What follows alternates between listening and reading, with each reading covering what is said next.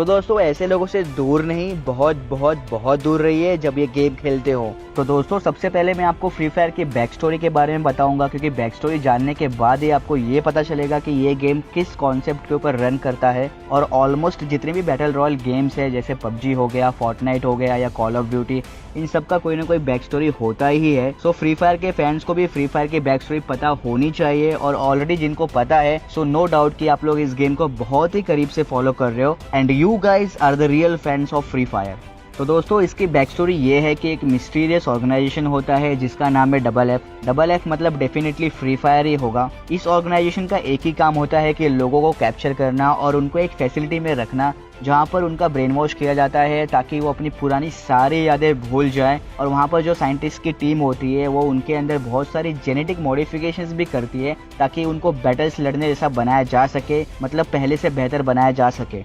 उसके बाद उनको एक प्लेन में ले जाया जाता है और एक बरमुदा नाम के आइलैंड पे पैराशूट की मदद से उतारा जाता है, और उनको सर्वाइवल का टास्क दिया जाता है। और वहाँ पर जो साइंटिस्ट की टीम मौजूद होती है वो सारे लोगों पे बहुत ही कड़ी नजर रखती है और उनके फाइटिंग स्किल्स को बहुत ही करीब से नोटिस करती है। फिर एंड में जो भी सर्वाइव कर जाता है उसके अंदर ये साइंटिस्ट और भी जेनेटिक मॉडिफिकेशंस करते हैं, मतलब पहले से और ज़्यादा बेहतर बनाते हैं और स्ट्रॉन्ग बनाते हैं, ताकि ये आगे आने वाले जितने भी बैटल्स हैं उनको और अच्छे से परफॉर्म कर सकें। तो दोस्तों ये थी फ्री फायर की बैक स्टोरी, और अब मैं आपको बताऊंगा कि फ्री फायर ये गेम बनाने का आइडिया कब और कैसे आया। क्योंकि मुझे भी पहले यही लगता था कि पबजी मोबाइल फ्री फायर से पहले आया है मोबाइल प्लेटफॉर्म के ऊपर, बट रियलिटी में फ्री फायर पहले आया था पबजी मोबाइल से मोबाइल प्लेटफॉर्म के ऊपर। और इसके पीछे भी एक स्टोरी है दोस्तों, जिसको जानने के लिए हमें जाना पड़ेगा ईयर 2017 में, क्योंकि ये सब स्टार्ट वहीं से हुआ था।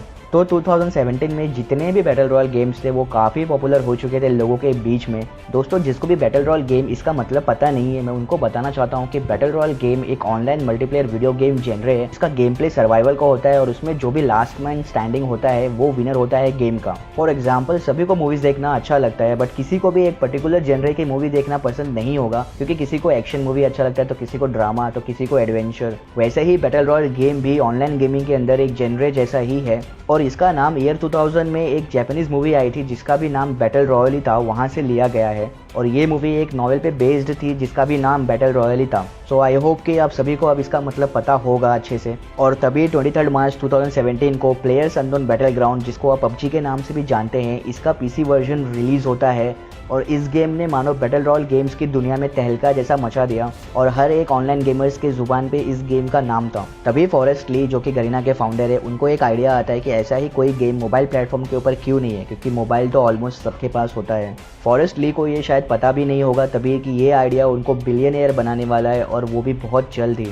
और ये आइडिया आते ही उन्होंने अपनी गेमिंग डेवलपर कंपनी, जिसका नाम है 111 डॉट स्टूडियो, उसको ऐसा ही एक गेम बनाने के काम पे लगा दिया। तो दोस्तों आप यकीन नहीं करोगे कि सिर्फ 7 महीने के अंदर ही गरीना ने इस गेम को बना के रिलीज भी कर दिया। इस गेम का बेटा वर्जन आया था 20 नवंबर 2017 को।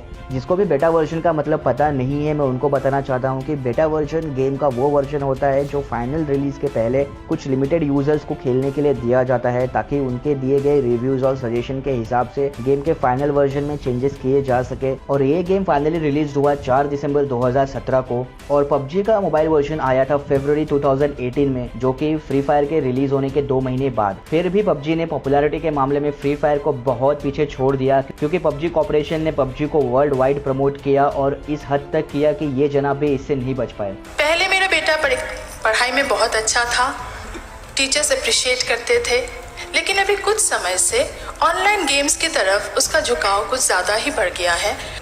ये पबजी वाला है क्या?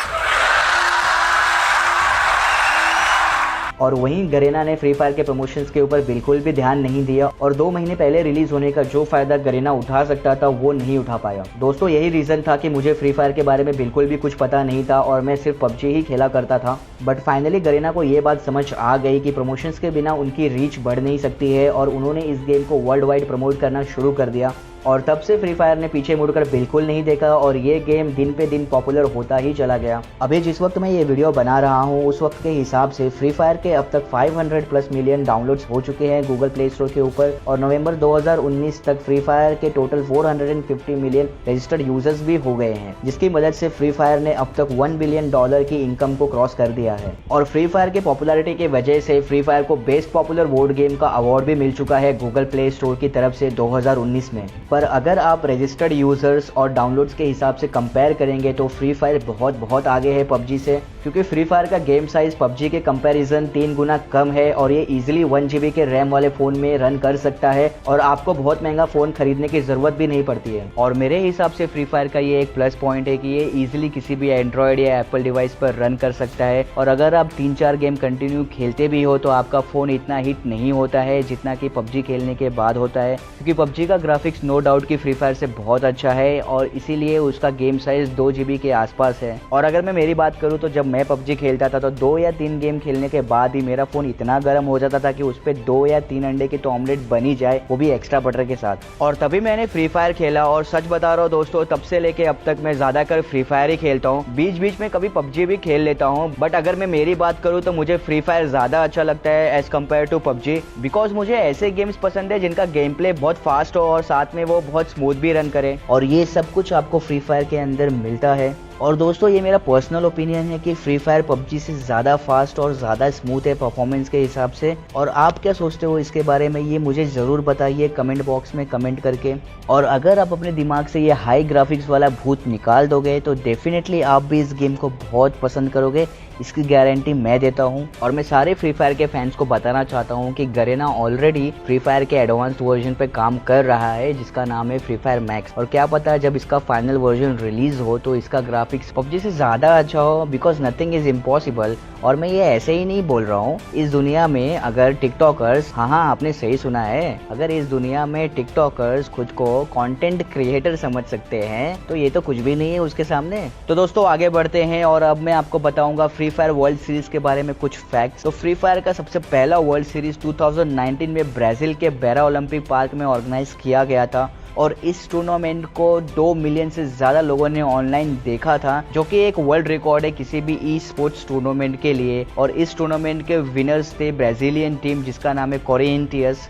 मतलब ये टूर्नामेंट ब्राजील में ऑर्गेनाइज हुई और होम टीम ने ही ट्रॉफी जीत ली। इस टूर्नामेंट के सक्सेस को देखते हुए गरीना ने तुरंत ही फ्री फायर चैंपियंस कप 2020 का अनाउंसमेंट कर दिया, जो कि इंडोनेशिया में होने वाला था अप्रैल 19 को, बट कोरोना वायरस की वजह से इस इवेंट को पहले पोस्टपोन किया गया। बट अभी की जो लेटेस्ट न्यूज है उसके हिसाब से ये इवेंट को कैंसिल कर दिया गया है गरीना की तरफ से, और ये ऑब्वियसली एक बैड न्यूज है फ्री फायर के फैंस के लिए। तो दोस्तों अब मैं आपको उन क्वेश्चंस का जवाब दूंगा जो कि मैंने आपसे स्टार्टिंग में पूछा था, जिसमें से पहला क्वेश्चन ये था कि ये गेम कितना पॉपुलर है और इस गेम को कितने अवार्ड्स मिले हैं। तो इसका आंसर तो मैंने आपको थ्रू आउट वीडियो में दिया है, पूरे वीडियो में अच्छे से बताया है कि ये गेम कितना पॉपुलर है और इस गेम को क्या क्या अवार्ड्स मिला है। तो इस क्वेश्चन को स्किप करते हैं और बढ़ते हैं दूसरे क्वेश्चन की तरफ। तो दूसरे क्वेश्चन में मैंने आपको ये पूछा था कि फ्री फायर में ग्रेनेड फेंकने के कितने सेकंड्स के बाद वो फट जाता है। तो इसका जवाब है कि जब भी आप ग्रेनेड को थ्रो करते हो उसके एग्जैक्ट 4.5 सेकंड्स के बाद वो फटेगा। अब उसको आप जमीन पे फेंको, हवा में फेंको, खुद के ऊपर फेंको, अपने टीम मेंबर्स के ऊपर फेंको, इट डजंट मैटर, वो एग्जैक्ट 4.5 सेकंड्स के बाद फटेगा। और मेरा तीसरा क्वेश्चन ये था कि भूया इस वर्ड का मतलब क्या होता है।